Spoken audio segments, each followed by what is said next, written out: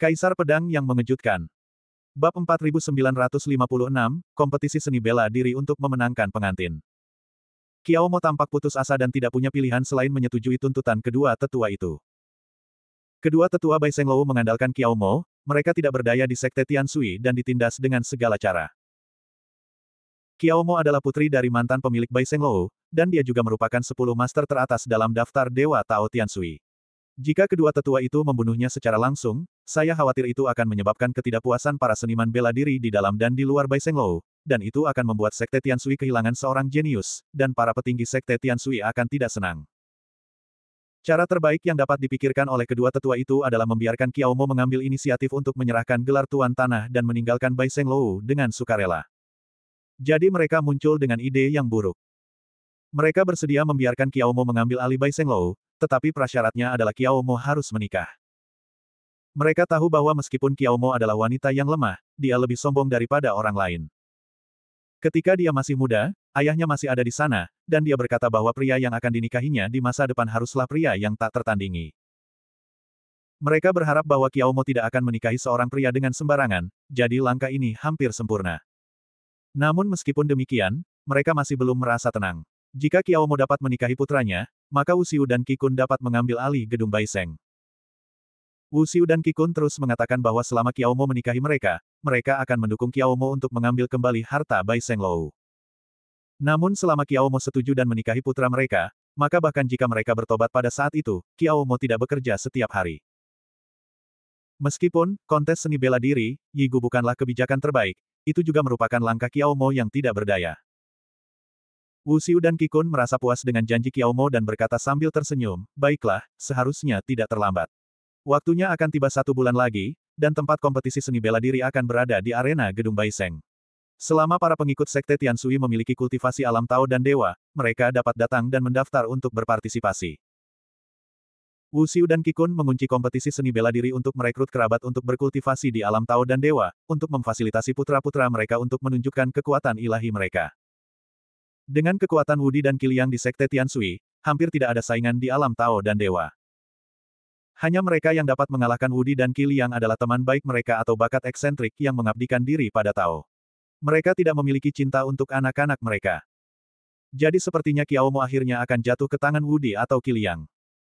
Itulah akhir dari bisnis keluargamu, bukankah sudah waktunya membicarakan bisnis kita? Lin Bai menatap Yi Gu. Yi Gu mengangguk dan bertanya kepada Wu Xiu dan Qi Kun, karena kedua tetua Bai Seng Building ada di sini hari ini, kita akan menjelaskan saja bahwa akulah yang merencanakan dan mengelola perang judi antara saudara Lin dan Pan Hun. Aku sudah membuat perjanjian dengan Bai Seng Building, dan Bai Seng Building akan membagi keuntungan akhir denganku.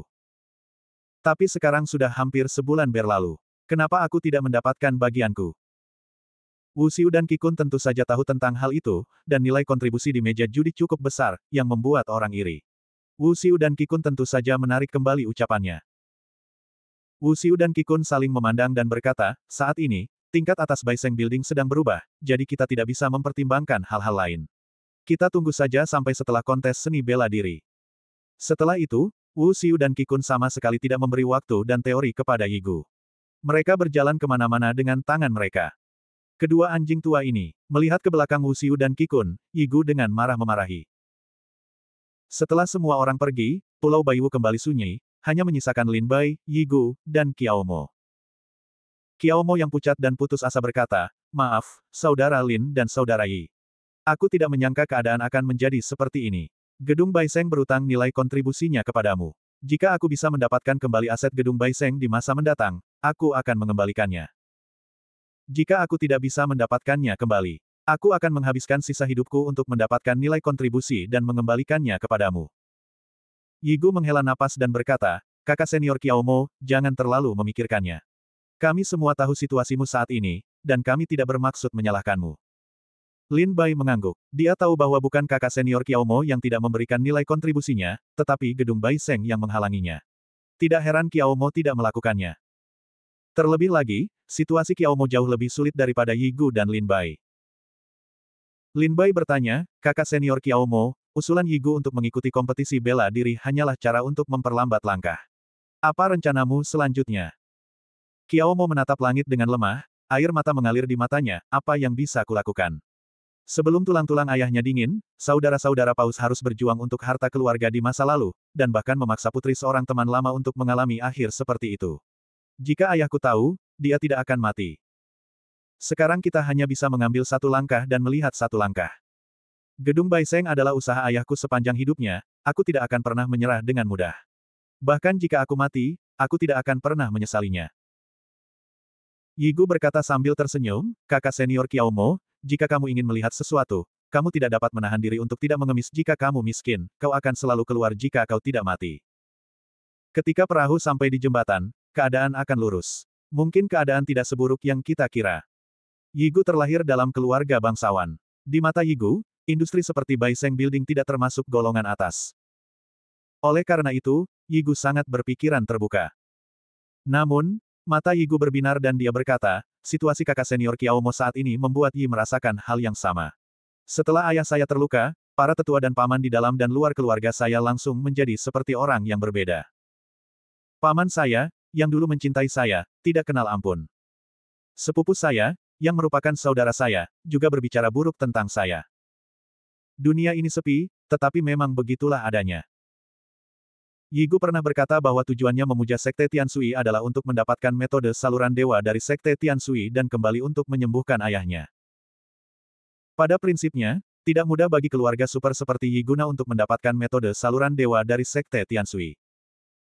Namun, karena ayah Yigu terluka parah, keluarganya telah berubah, dan orang-orang membencinya. Para paman dan tetuanya ingin ayahnya mati sekarang. Bagaimana mereka bisa membantunya? Sebagai upaya terakhir, Yigu harus mengambil risiko dan pergi jauh-jauh ke wilayah Chu untuk menyembah Sekte Tianshui. Sekarang setelah semuanya selesai, terserah pada Tuhan. Qiao Mo menatap langit dan mendesah. Dia berjalan ke kamar tidur dan menghilang. Di kamar tidur putrinya, Lin Bai dan Yi Gu secara alami tidak mudah diikuti, jadi mereka mengucapkan selamat tinggal. Berjalan keluar dari Pulau Baiwu, Yi Gu berkata sambil tersenyum, Kakak Lin, apa pendapatmu tentang kakak senior Qiao Mo?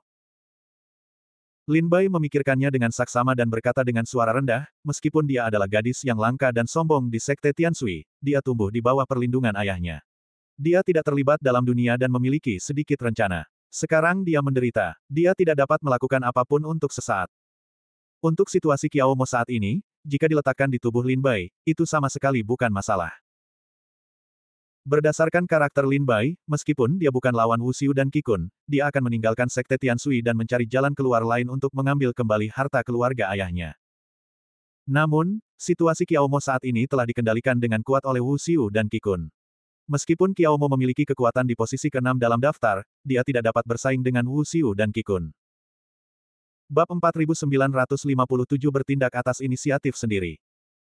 Lelucon Pulau Baiwu telah berakhir. Lin Bai dan Yi Gubai harus menunggu kontes seni bela diri untuk merekrut kerabat untuk mengembalikan nilai kontribusi mereka. Keesokan harinya, berita di dalam dan luar Sekte Tianshui dipicu oleh kontes seni bela diri. Nomor 6 dalam daftar Dewa Tang Tianshui Dao, keindahan tak tertandingi dari Sekte Tianshui akan memulai kontes seni bela diri untuk merekrut kerabat. Untuk sementara waktu, banyak praktisi seni bela diri di dalam dan luar Sekte Tianshui pergi ke gedung Baiseng untuk mendaftar. Hanya dalam 1 atau 2 hari, lebih dari ribuan orang mendaftar untuk kontes tersebut. Yi Gu tidak melakukan apa-apa. Dia membawa burung gagak ke dunia cermin air dan melihat gedung Baiseng. Dia tidak bisa menahan diri untuk tidak mendecakkan lidahnya dan berkata, kakak perempuan senior Qiao Mo mengadakan kompetisi untuk merekrut kerabat. Aku tidak menyangka bahwa dia telah membawa begitu banyak perhatian ke gedung Baiseng. Tampaknya gedung Baiseng harus bergantung pada acara ini untuk mendapatkan keuntungan besar lagi. Begitu keluar dari gedung Baiseng, Yi Gu mendapati bahwa semua suara di dalam dan luar gedung Baiseng, termasuk kasino, arena bela diri, meja judi, dan sebagainya, menghasilkan banyak uang. Tidak peduli siapa yang akhirnya dinikahi Qiao Mo, kali ini gedung Baiseng menghasilkan banyak uang. Yi Gu berdiri di pintu, memikirkannya, dan berkata, ada yang salah. Burung gagak berdiri di bahunya dan bertanya, ada apa? Yi Gu mengerutkan kening dalam-dalam dan berkata, jika saudari seperguruan Qiao Mo menikah dengan orang lain, bukankah nilai kontribusiku akan kembali? Burung gagak berkata, oh, kamu masih memikirkannya. Yi Gu berkata, kenapa tidak? Bagian dari nilai kontribusi 5 juta, jumlah pendapatan yang sangat besar, cukup untuk menyelesaikan kebutuhan mendesak saudara Lin dan aku. Burung gagak berkata, apakah kamu belum mengetahuinya? Tidak peduli siapa yang akhirnya dinikahi Qiao Mo, apakah itu Wudi atau Qiliang, gedung Baiseng tidak akan memberimu nilai. Mereka menjelaskan bahwa mereka ingin menjadi bajingan. Yigu berhenti untuk bermeditasi. Tiba-tiba, matanya berbinar dan dia berkata, aku punya cara. Gagak itu terdiam, apa salahmu?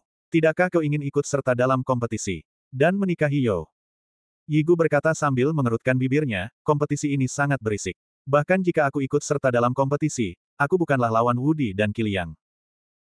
Lagi pula, kakak perempuan Qiaomo adalah gadis yang baik, dan dia bukanlah wanita yang lembut. Aku tidak ingin menyakitinya. Apa yang ingin kau lakukan? Tanya Gagak. Yi Gubat sambil tersenyum, meskipun aku bukan lawan Wudi dan Qiliang, tidak mudah bagi saudara Lin untuk menghadapi mereka. Crow tertegun sejenak, teringat Bai Xiao Xiao, Jian Ruohan dan yang lainnya yang jauh di langit, tersenyum kecut, menurutmu apakah istana belakangnya tidak cukup ramai? Yi Gu berkata, biarkan saudara Lin ikut serta dalam kontes. Jika dia menang, dia bisa mendapatkan kembali kecantikannya, dan aku juga bisa mendapatkan nilai kontribusinya. Apa yang salah? Crow berkata, dengan pikiran Lin Bai sekarang, dia tidak bisa bersikap penuh kasih sayang. Yi Gu berkata, aku tidak bisa membantunya. Aku akan memberinya nama terlebih dahulu.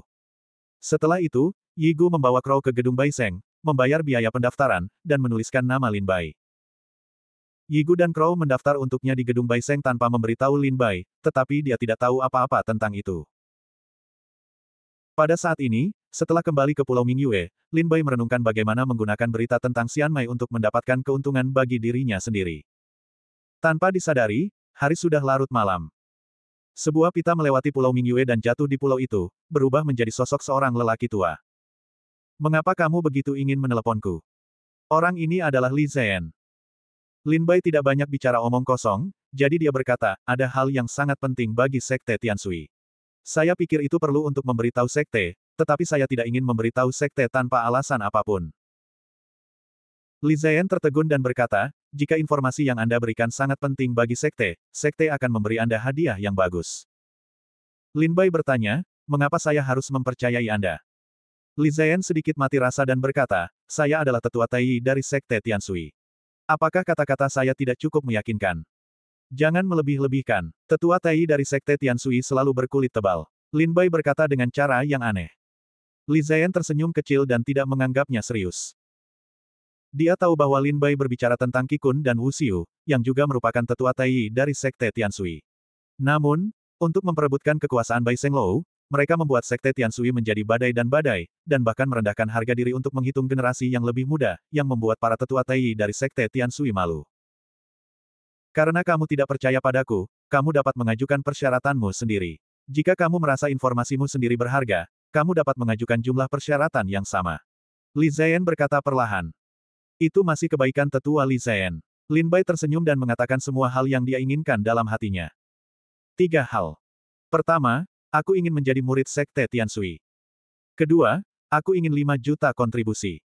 Ketiga, aku ingin berita tentang jalan kuno yang hampa. Mendengar 3 syarat Lin Bai, Li Zhen tidak berkata apa-apa dan tertawa getir. Kecuali yang pertama, syarat kedua dan ketiga hampir mustahil bagi Sekte Tianshui. Dan menurutku informasimu tidak sepadan dengan harganya. Li Zhen berkata terus terang. Ya, di mata Sekte Tianshui, petunjuk tentang Vena abadi sangat tidak berharga. Lin Bai bertanya sambil tersenyum. Klik. Li Zhen segera membangkitkan semangatnya dan bertanya dengan serius, apa yang kamu katakan? Vena abadi. Lin Bai berkata sambil tersenyum, aku menemukan Vena abadi. Aku ingin membuat kesepakatan dengan Sekte Tianshui, tetapi tampaknya Sekte Tianshui tidak peduli dengan Vena abadi ini. Kalau begitu, aku akan pergi ke pasukan Chu yang lain. Tunggu sebentar. Li Zhen mengangkat tangannya, menyela Lin Bai dan bertanya dengan serius, apakah kamu benar-benar menemukan urat nadi abadi, atau kamu menipuku? Lin Bai berkata sambil tersenyum, jika Tian Suizong bersedia menyetujui permintaanku, aku akan memberitahu kamu berita ini, kamu dapat segera mengidentifikasi keasliannya. Li Zhen menarik napas dalam-dalam. Nilai urat nadi abadi terlalu besar.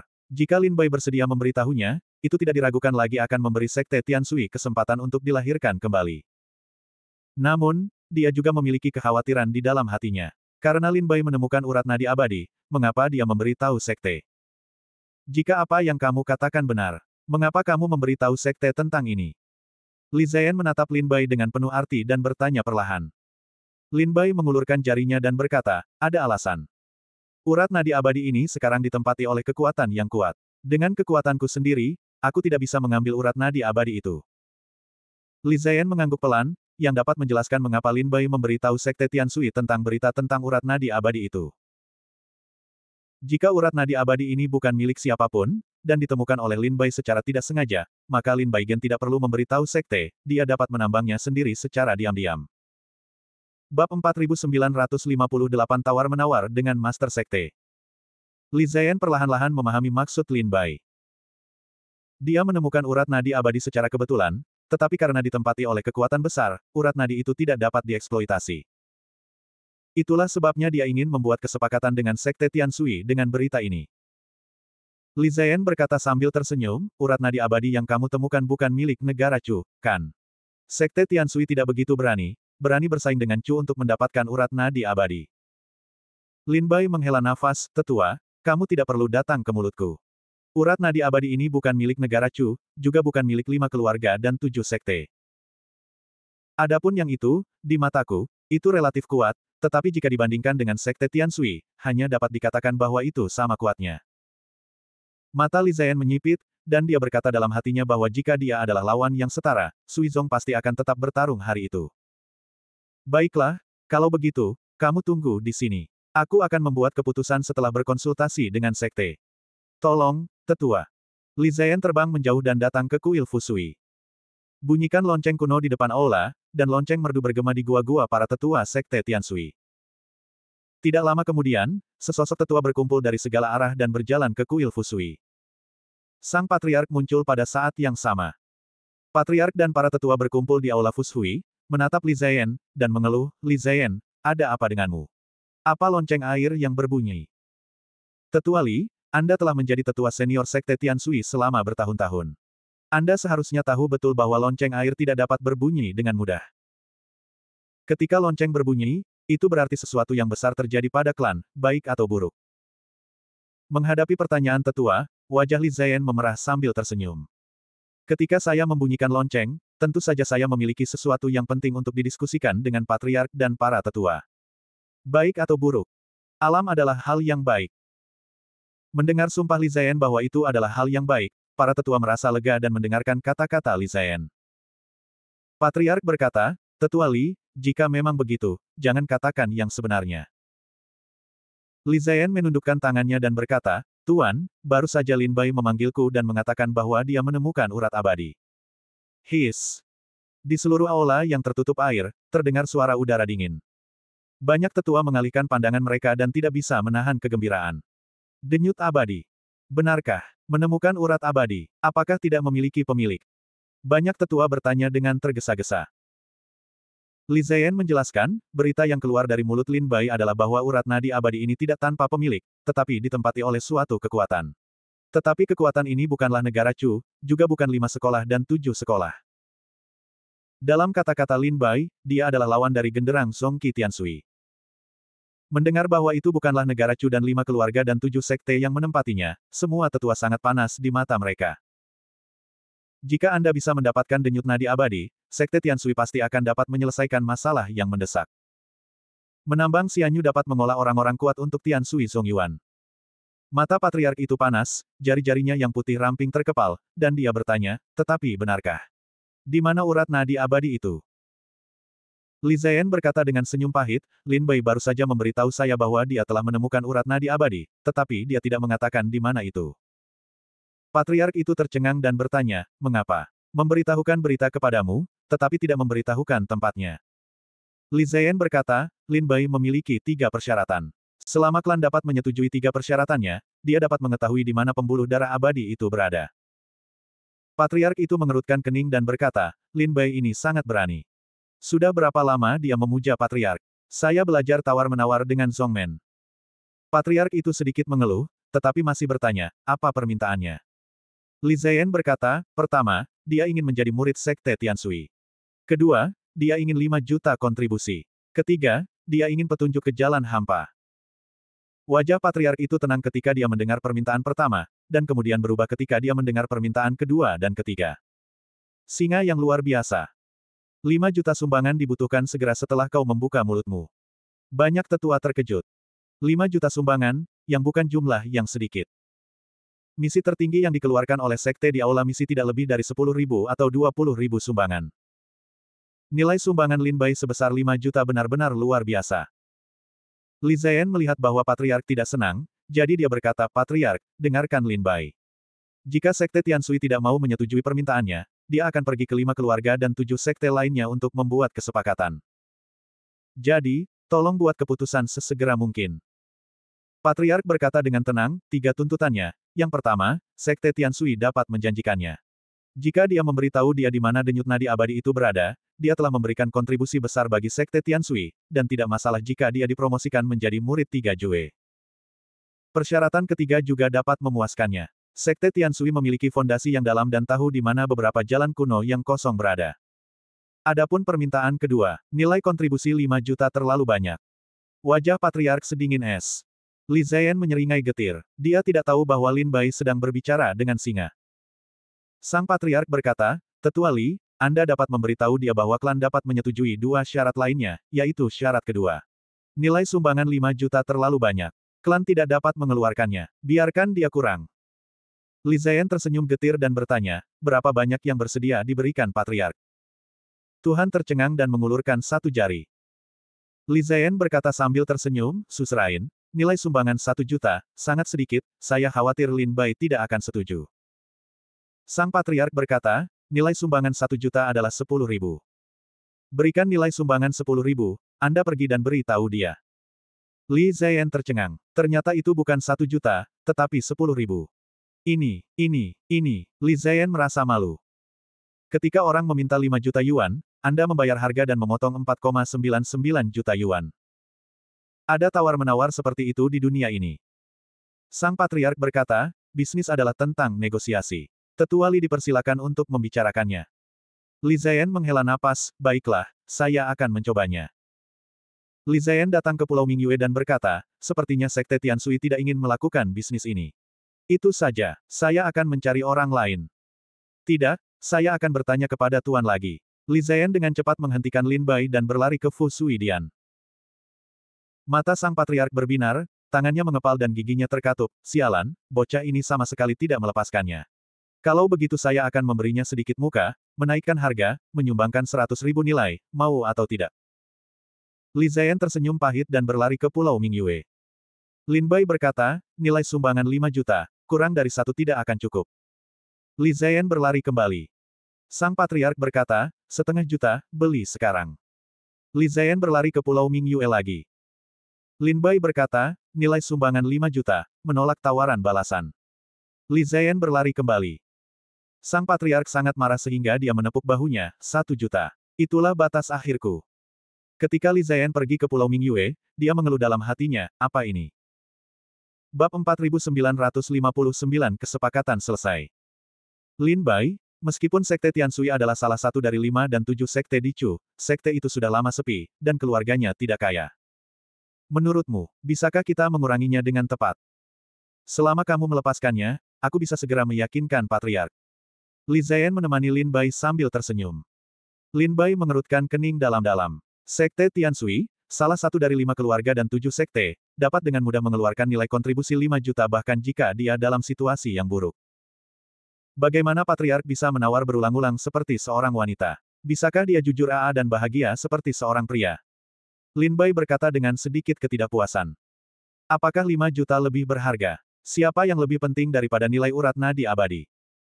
Jika kamu memikirkannya dengan jari-jarimu, kamu akan tahu bahwa bisnis ini adalah cara yang pasti untuk menghasilkan keuntungan. Li Ziyan tersenyum pahit. Dia tahu bahwa Lin Bai belum pernah bertemu dengan Patriark, jadi dia tidak tahu bahwa Patriark sebenarnya adalah seorang wanita. Dan itu sangat pelit. 5 juta adalah 5 juta. Aku tidak akan mengubah kata-kataku. Sikap Lin Bai tegas dan nadanya menjadi dingin. Li Ziyan juga mendengar bahwa Lin Bai bukanlah tipe orang yang bisa berubah sesuka hati, jadi dia pergi ke Fu Suidian. Fu Suidian. Dengan tamparan, sang Patriark berbaris di atas meja dan kursi, matanya marah, dan dia menggertakkan giginya dan berkata, aku telah menjadi Patriark Tiansui selama 500 tahun. Aku belum pernah melihat murid yang begitu kurang ajar sebelumnya. Jika dia tidak berguna, aku akan meninggalkannya sekarang. Tuan, situasi keseluruhan penting. Li Ziyan berkata, untuk rencana hari ini, kita harus mendapatkan petunjuk tentang pembuluh darah abadi sesegera mungkin. Tetua di satu sisi tampak sedikit tidak senang dan mendengus dingin, Lin Bai adalah murid Sekte Tianshui. Dia harus melapor ke Sekte ketika dia mendapatkan petunjuk tentang pembuluh darah abadi. Beraninya dia menawar, itu melanggar hukum dan menantang. Li Ziyan menarik napas dalam-dalam dan tidak punya pilihan. Jika Lin Bai telah berada di Sekte selama bertahun-tahun dan memiliki belenggu pada Sekte tersebut, dia mungkin tidak akan memberitahu Sekte tersebut petunjuk tentang denyut nadi abadi. Namun, Lin Baichai baru berada di klan tersebut kurang dari setahun, dan dia masih sangat asing bagi klan tersebut, belum lagi belenggu emosionalnya. Li Ziyan mengucapkan sepatah kata untuk Lin Bai, Tuan, Tetua, jika dia benar-benar memaksa Lin Bai, dia akan menjual berita tentang denyut nadi abadi kepada klan mereka. Jauh dari itu, jika gerbang Tiandi mendapat berita, itu pasti akan keluar dan memimpin. Mendengar kata, gerbang surga dan bumi, baik patriark maupun tetua itu menjadi dingin. Untuk musuh lama ini, para murid di dalam dan di luar Sekte Tianshui hanya memiliki kebencian di hati mereka. Sang raja awalnya tidak mau, tetapi akhirnya dia berkompromi, baiklah, setujui dia. Biarkan kau memberi tahu kami petunjuk tentang denyut nadi abadi secepatnya. Li Ziyan pun mengiyakan, dan berkata, saat aku pergi menemui Lin Bai kali ini, aku akan menyusun susunan dharma berikutnya di tubuhku. Saat itu, Sang Patriark dan para tetua akan dapat melihat setiap gerakan kita dan mendengar setiap percakapan kita di kuil Fusui. Apakah itu tidak apa-apa? Sang Patriark mengangguk puas dan berkata, ini yang terbaik. Li Ziyan pergi dan kembali ke Pulau Mingyue. Di kejauhan, Lin Bai melihat wajah Li Ziyan berseri-seri merah, wajahnya gembira, dan seluruh tubuhnya dipenuhi cahaya susu. Tampaknya ada susunan dharma yang sedang bekerja. Lin Bai tersenyum dalam hatinya. Tampaknya Sang Patriark telah menyetujui persyaratannya. Lin Bai, Sang Patriark berjanji untuk menyetujui persyaratanmu. 5 juta nilai kontribusi, promosikan kau sebagai 3 murid unik, dan berikan kau petunjuk ke jalan kuno yang hampa. Tetapi semua ini harus dilakukan dengan premis bahwa informasi yang kau berikan itu benar. Sekarang, kau boleh mengatakan apapun yang kau inginkan. Li Ziyan duduk berhadapan dengan Lin Bai, menahan napas, mendengarkan setiap kata yang diucapkan Lin Bai. Di aula yang tertutup air, cermin air tergantung di depan kerumunan, dan semua orang memperhatikan setiap gerakan Lin Bai dengan saksama. Lin Bai berkata sambil tersenyum, apakah sekte akan tiba-tiba bertobat setelah aku memberitahu petunjuk tentang Xian Mai? Li Ziyan menepuk dadanya dan meyakinkan, jika berita tentang nadi abadi itu benar, aku berjanji. Jika klan bertobat, aku akan melakukan keadilan untukmu. Meskipun aku tidak memiliki prestasi tinggi, aku telah berada di klan selama ribuan tahun. Aku masih memiliki beberapa bobot untuk dikatakan. Katakan saja. Mendengar janji Li Ziyan, Lin Bai menarik napas dalam-dalam, mengangguk dan perlahan berbicara tentang nadi abadi. Di mana urat abadi? Li Ziyan bertanya dengan mendesak. Lin Bai berkata dengan tenang, laut cermin air adalah sumber dari laut dalam. Desis. Li Ziyan menarik napas. Ketika Lin Bai mengatakan di mana nadi abadi itu berada, dia sudah menduga bahwa nadi abadi itu mungkin tidak jauh dari Sekte Tianshui, tetapi dia tidak menyangka akan sedekat itu. Kelopak mata Sekte Tianshui terpejam. Pada prinsipnya, Sui Jinghai berada dalam wilayah Sekte Tianshui. Apa? Ada nadi abadi di lautan cermin air. Bagaimana mungkin? Para tetua di kuil Fusui semuanya seperti penggorengan. Bahkan mata Sang Patriark pun terkejut. Xiu Mei mengerutkan kening dan bertanya-tanya apakah Lin Bai menipu mereka. Li Ziyan berkata, apa kau bercanda? Sekte Tianshui telah menduduki Sui Jinghai sebagai gerbang gunung selama lebih dari puluhan ribu tahun. Setiap inci tanah di Sui Jinghai telah dieksplorasi satu persatu oleh para tetua Sekte Tianshui. Apakah kau berbicara tentang sumber laut dalam, tempat berkumpulnya air mata para dewa? Di sana, Sekte Tianshui telah menjelajahinya lebih dari 100 kali, dan tidak ada tanda-tanda denyut nadi abadi. Li Ziyan mengungkapkan keraguan semua tetua Sekte Tianshui.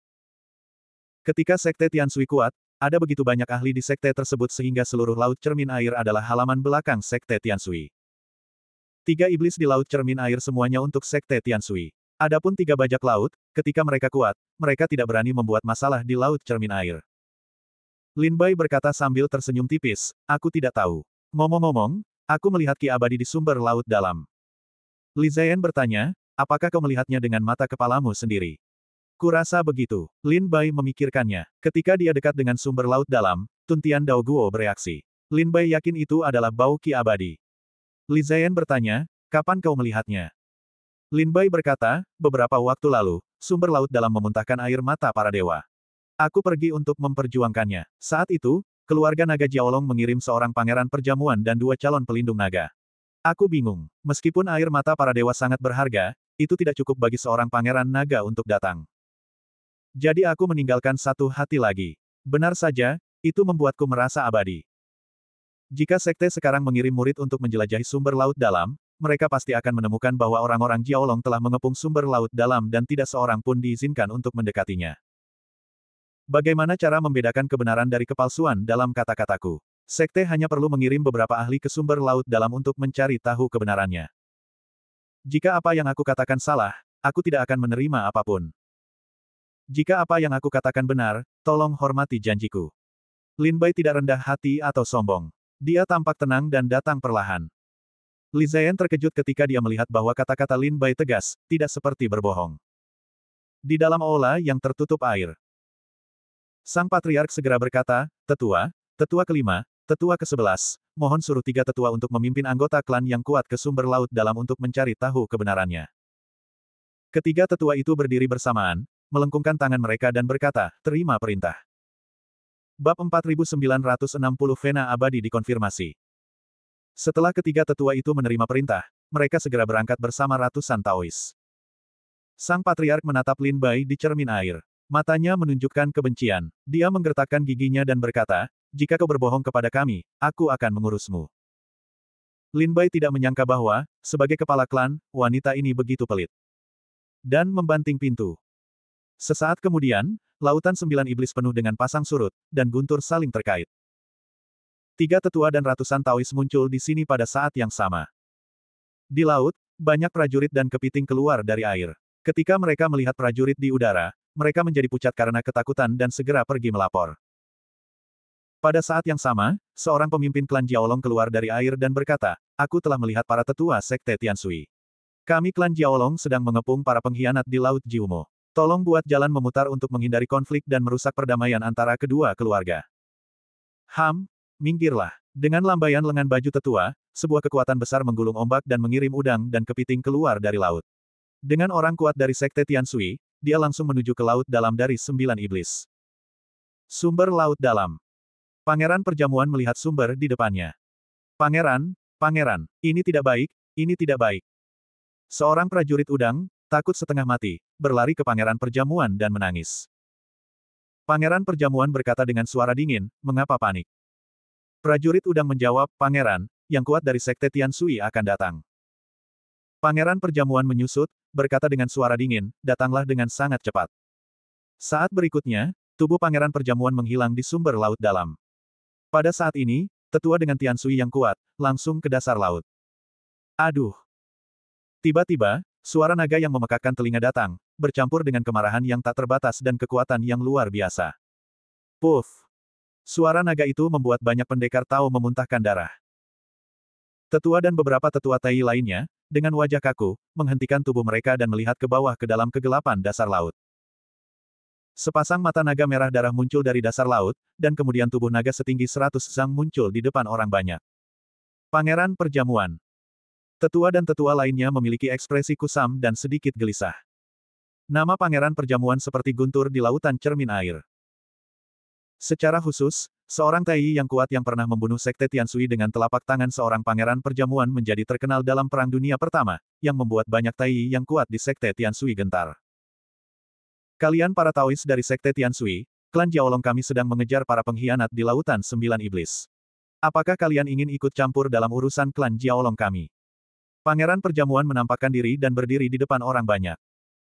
Meskipun dia sendirian, di hadapan 3 Tai yang kuat dari sekte Tianshui, dia sama sekali tidak takut.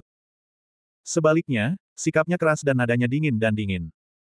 Tetua itu menjadi tenang dan tidak takut dengan pangeran perjamuan. Dia berkata dengan suara dingin, Pangeran perjamuan, karena kita sudah datang ke sini, mari kita buka jendela dan katakan yang sebenarnya. Jangan bersikap begitu kosong. Mata naga pangeran perjamuan berbinar-binar, dan bertanya, aku tidak tahu apa yang ingin dikatakan oleh tetua sekte Tianshui. Tetua itu berkata dengan suara dingin, denyut nadi abadi, kalian orang-orang Jiaolong tidak bisa memakannya. Pangeran perjamuan merasa dingin di dalam hatinya. Benar saja, berita itu keluar. Bocah terkutuk itu, dia masih hidup setelah aku membunuhnya. Ini masalah besar bagi keluarga naga. Kalau sudah selesai, aku akan mengulitimu. Aku tidak mengerti apa yang kau bicarakan. Pangeran Perjamuan tidak cukup bodoh untuk mengakuinya secara langsung. Karena Pangeran Perjamuan tidak mau mengatakannya, aku harus pergi melihatnya sendiri. Ketika tetua itu berbicara, dia melangkah keluar. Tai Daoguo bergerak dan menyapu tempat itu dengan kekuatan besar. Pangeran Perjamuan tidak mau kalah. Tempat itu megah dan luas seperti lautan. Aku akan menahan naga tua itu. Kau bisa pergi ke sumber laut dalam. Pada saat tetua dan Pangeran Perjamuan bertarung, dia berkata kepada orang-orang di belakangnya. Mendengar suara itu, ke-11 tetua melangkah mundur dan menghilang ke dalam bayangan. Sua. Sebelum sumber laut dalam, itu berada di dalam wilayah Sekte Tianshui. Untuk tempat ini, ke-11 tetua juga sangat mengenalnya. Dalam waktu singkat, dia keluar dari sumber laut dalam. Di pegunungan, prajurit dan kepiting yang tak terhitung jumlahnya saling menunggu, dan banyak formasi Dharma berkeliaran di sekitar pegunungan. Ada hantu. Metode persembunyian 11 tetua tak tertandingi di dunia, dan tubuh mereka menghilang di tempat yang sama seperti hantu. Ketika dia muncul kembali, dia sudah berada di luar kolom cahaya sumber laut dalam.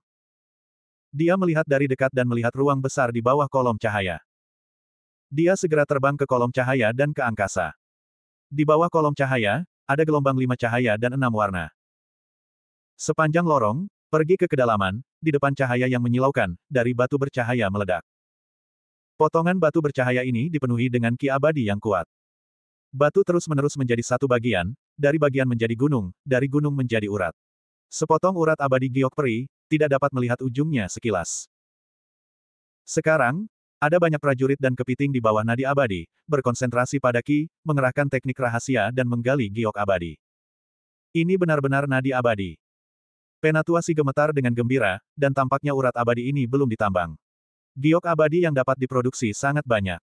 Siapa itu? Tepat saat itu, di depan nadi abadi, ada ledakan minuman. Mengetahui bahwa keberadaannya telah terungkap, Penatua si segera menghilang dan segera pergi.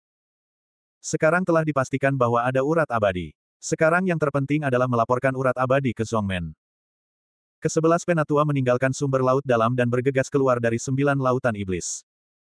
Sebelum dia pergi, dia mengirim pesan kepada Penatua, nadi abadi telah dikonfirmasi, mundur. Demi menjerat Pangeran Perjamuan, sesepuh itu dipukuli dan dimuntahkan darah oleh Pangeran Perjamuan, yang membuatnya cukup malu. Setelah mendengar suara ke-11 tetua, sesepuh itu mengguncang Pangeran Perjamuan dengan satu telapak tangan, dan berkata dengan suara dingin, Pangeran Perjamuan, masa depan masih panjang. Aku berkata, kamu tidak bisa memakan urat nadi abadi itu. Mundur. Sang tetua membawa semua murid Sekte Tianshui ke sini dan meninggalkan lautan 9 iblis dengan cepat. Pangeran Perjamuan menyaksikan prajurit Sekte Tianshui pergi, wajahnya semuram air. Pada saat yang sama, dia mengeluarkan utusan dan berkata, Saudara, sumber laut dalam telah terungkap. Sekte Tianshui tidak akan menyerah. Kamu harus siap untuk terlibat dengan Sekte Tianshui. Di ujung lain perintah, ada suara bermartabat, aku tahu. Aku siap bernegosiasi dengan Sekte Tianshui. Jangan terganggu. Gali giok peri sesegera mungkin. Apa yang bisa kau gali adalah apa yang bisa kau gali. Ya, kata sang pangeran. Tetua dan ke-11 orang itu segera kembali ke kuil Fusui. Setelah masuk, tetua itu berkata dengan penuh semangat, Tuan, kami telah memastikan bahwa ada urat abadi di bawah sumber laut dalam. Tetua Si melengkungkan tangannya dan berkata, aku telah pergi ke sumber laut dalam, dan urat abadi itu tidak ada habisnya. Aku tidak bisa melihat ujungnya sekilas. Jelas bahwa klan Jiaolong telah menemukannya sejak lama, dan mereka telah mengirim seseorang untuk menggali giok abadi. Sang patriark tiba-tiba bangkit dari tempat duduknya dan matanya bersemangat. Sebuah urat abadi dapat membawa Sekte Tianshui kembali ke puncaknya.